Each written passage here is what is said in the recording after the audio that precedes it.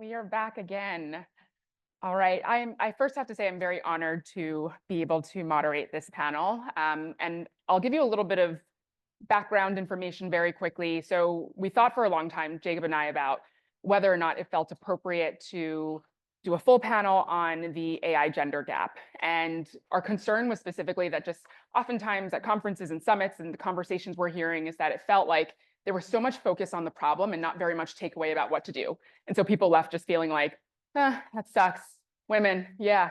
And we just didn't want that.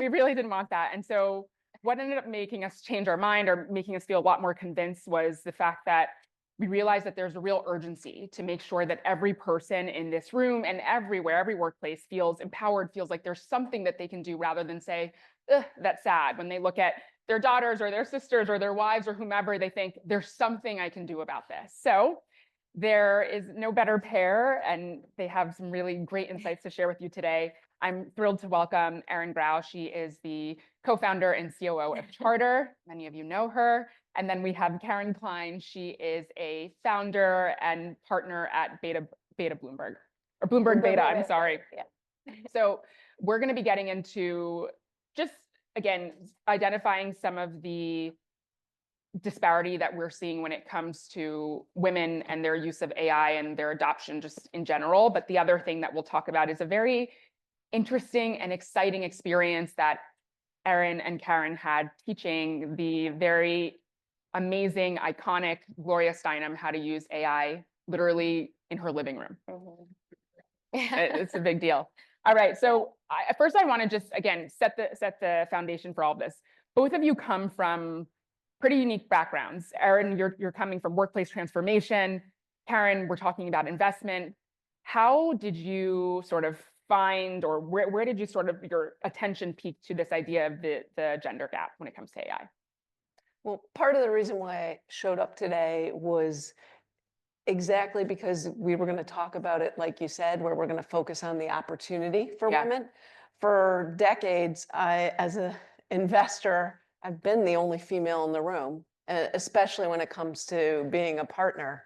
And then when I look at the tech founders that I want to back, sometimes there isn't necessarily the diversity that we want to see.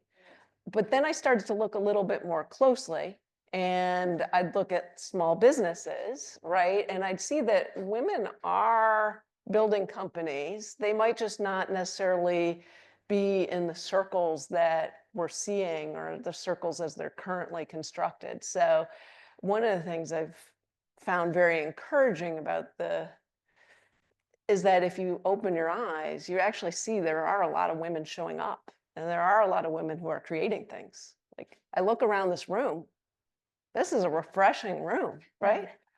I love this. So I'm encouraged and a little more optimistic because I've just broadened my lens to how I approach things and see what kind of rooms I'm in. And I also try and bring more people along with me so that the rooms don't necessarily feel so lonely. Erin? So I've been on the Women in the Workplace beat for a long time. They're colleagues of mine from the New York Times. Cindy Taibbi and I started Women in Tech at the Times, a DEI program when we were there. So it's something it was kind of something like a lot of women probably in this room like have done on the side of their desk. And then it kind of became more of my job over time.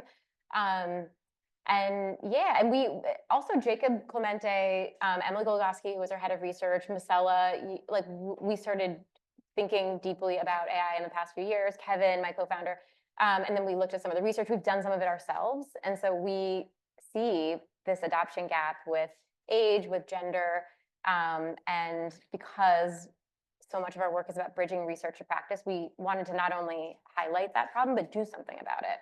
Yeah. So we are going to sort of imagine we're changing venues. We're now with a friend at brunch. What was it like teaching Gloria Steinem AI, literally in her house? Well, I think that the part about this that's really interesting that maybe is a takeaway for everyone here is it came out of our many conversations about AI over the dinner table. We would call each other and talk about how we're using it at home too. You're going to hear from the founders of Women Defining AI who've taught me so much personally. We both learned so much from you. And so we that's part of the culture of experimentation we want you to all leave here with. And so it came up because we had many conversations, and then we were kind of talking about it over dinner, and someone who works closely with Gloria overheard. And yeah, and we brought it into fruition. I mean, that was also one of the things that was really neat about Gloria is she's such a curious, active learner. And she's okay with not being the smartest person in the room. She really approaches it. I want to see what kind of tools and opportunities are out there that I can bring to movements. And so we were sitting next to a woman who works closely with Gloria. And when she heard about our interest in making AI more inclusive and accessible, the light bulb kind of went off. Yeah. I want to just emphasize or point out the red thread here. We heard it when I talked to Dan and James earlier about that curiosity. We heard it when Kelly talked about the curiosity. And again, Gloria Steinem, who was a 90-year-old woman, a feminist icon, a civil rights icon, like curiosity. That is at the core of what we need to be doing if we want to be taking this technology anywhere that is good for humanity. Like, that's huge. So beyond that, right, there are so many women who've been doing this work tirelessly for years and years. This experience teaching Gloria led to another experience of getting these women together for a talk, a circle. And last night that happened. Tell us more about it. What did you learn? Yeah, this is Gloria's living room. You can see. So Gloria. So okay, two things about Gloria from the time we were in her living room the first time.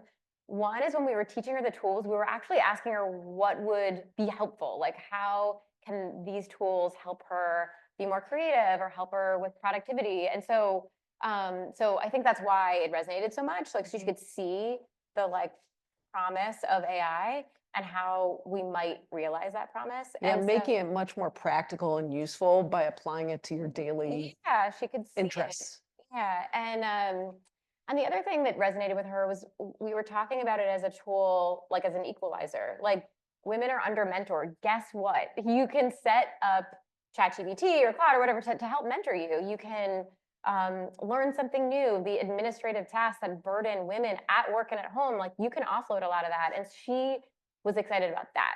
And so that with that idea, she opened up her home for us to have this last night. So you can see the most senior woman at OpenAI, Google DeepMind, a lot of academics, authors, founders, big companies. CTO of the US. So yeah, it was.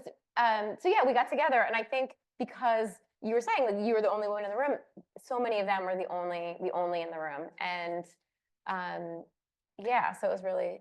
One of the other things from this talking circle, which is a sacred practice that she's done for 60 decades and learned through her friendship with the Cherokee chief Wilma Mankiller, was that by bringing people together, that creates opportunity. I mean, one of the things she would say is gather, gather often. And so this is really just the start of making these ideas more free-flowing. Yeah. So here we are in this room gathering, hopefully often, so hopefully soon again.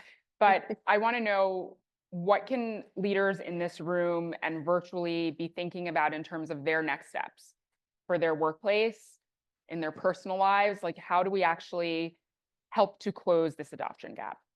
So one of the things that came up yesterday, and it continues to come up, is that there's certain values that we hold dear. Perfectionism, ethics, not cheating, which Kelly mentioned, and I know Nicole has mentioned as well. And I think we just need to design the systems so that there's an openness and a comfort for everyone to be trying these tools. I've long been saying experiment, experiment, experiment, and I realized we have to set it up so that people feel comfortable and realize it's not only our lens. And so if we could just do a better job of creating the interfaces and the experiences for people to try these things. And a quick example is, like, if your general counsel is saying, don't use generative AI, who's more likely to follow the rules? Right? So that's one idea. Yeah, I think carving out time, being explicit about that. I think what you can and should be using, which tools. Women are more likely to say they want training, they need training. like you were saying, Reshma Sojani says, boys are raised to be brave and girls are raised to be perfect. And we also know in hiring, like men apply for jobs when they can do 60% of the qualifications, and for women that's 100%.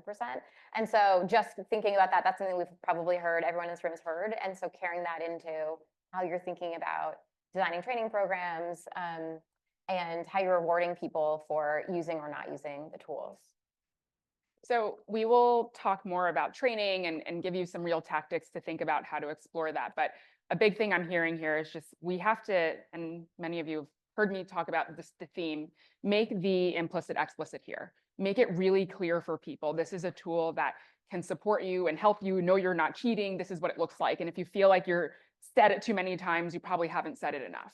And I think that that is just a hallmark of leadership that we can be taking from us. And hopefully what we do is bring more women into the frontier to create these products with us, because they make the world a better place.